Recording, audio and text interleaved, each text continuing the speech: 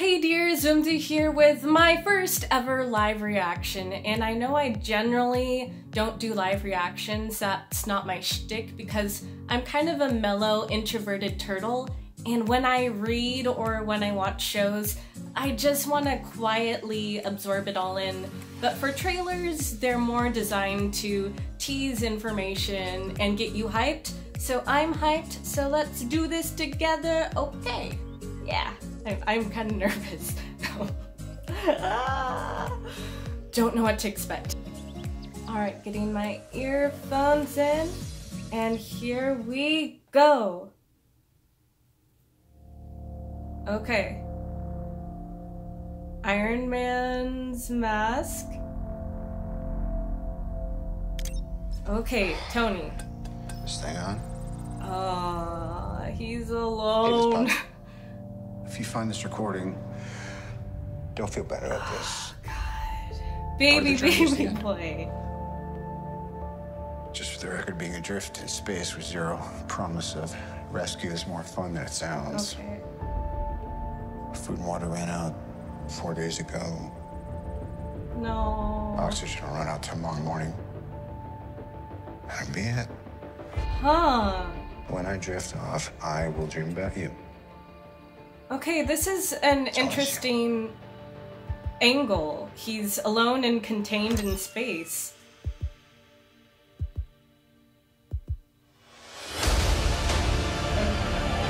Thanos snapping, God. Okay.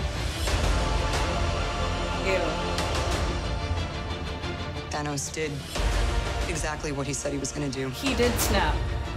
He literally snapped. 50% of all living creatures. Oh, there's Ant-Man. Okay. We lost. Oh, Thor's not looking good. He lost so much. We lost friends. We lost family.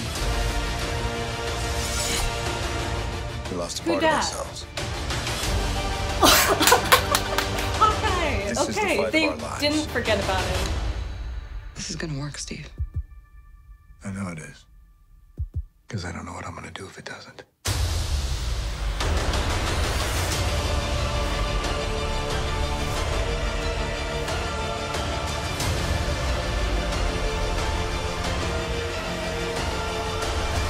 Endgame. This is the end. Or is it? Hi, is anyone home? This is Scott Lang. We met a few years ago at the airport in Germany. Got down really big. Just a message. Man, and I know you know that. It's the front door. That's me. Can you buzz me in? Is that it? Okay, okay. Let's go over that, shall we? Okay. Okay, now that that's over, I just want to get out some quick thoughts about this trailer. And one thing I want to know is how grimdark it is. And I know there's this new wave since The Dark Knight of kind of desaturated comics that are more dramatized versus like action comedies like the first Avengers or even Ragnarok. And I enjoyed those. They're like stylistically their own genre. But one thing, that makes me really scared and sad is that Iron Man is alone, and it kind of harkens back to the very first Iron Man, which started this franchise. It was Tony who also initiated and founded the Avengers, so I feel like we're coming full circle here, and I am scared that Iron Man is going to sacrifice himself to save the rest of the Avengers. And I'm gonna cry like a baby in theaters if that happens, because he's my favorite. Yeah.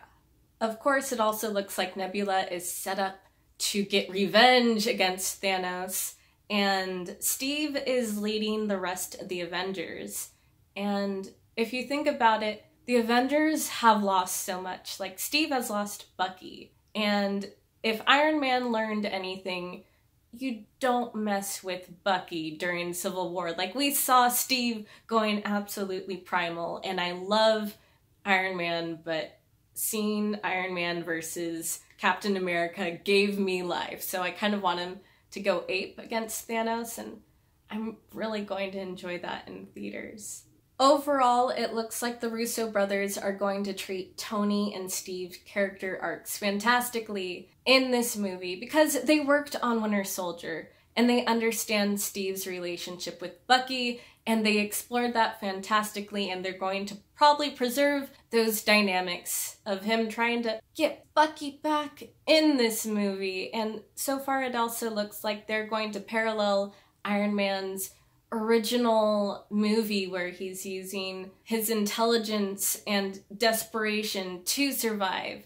So I feel like narratively, those characters are going to be done justice in this movie. I can't say the same for some of the other team members, especially Thor. I felt like they completely bungled his character in Infinity War and undermined his entire character arc and growth, because the whole entire point of Ragnarok is that he is the god of thunder. He has the magic inside of him all along, and he never needed his hammer. He doesn't need his eyeball. The whole point of him losing his eyeball was that it mirrors Odin's sacrifice to gain wisdom for the rest of his people. But no, he needs a glass eyeball to correct that.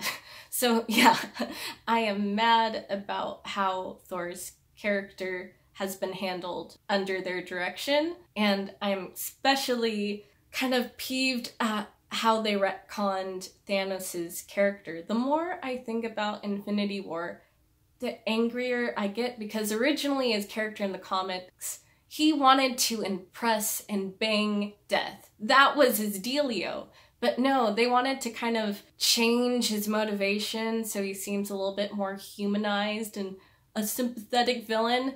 But the more you think about his plan about randomly wiping out all of humanity, when he could have used his gauntlet to create new farming techniques or create new resources. It's like, dude, that's not the best way to go about saving the universe if there are limited resources. And statistically, he's gonna target like planets that are thriving and have enough resources and just eliminate people from there anyway. Because it's random. Okay, I'm gonna calm down, mini rant over. I will say I genuinely enjoyed in Infinity War seeing Star-Lord's jealousy of Thor, the God of Thunder, and I enjoyed seeing the sass-off between Doctor Strange and Tony, but I think what kind of glued and held it together for me was Spider-Man and Iron Man's relationship, and hearing Spider-Man say, "Mr. Stark, I don't feel so good," and knowing that from the director that Spider-Man, because of his spidey sense, was the only one who was really able to feel himself dissolve. Not really fun. That broke my heart. So their relationship was very effectively shown in that movie, and that's what held it together for me. I'm going to be cautiously optimistic for how Endgame performs, but we'll see. If you've seen the trailer so far, let me know your thoughts down below. Thanks for watching, and I'll catch you next time. See ya!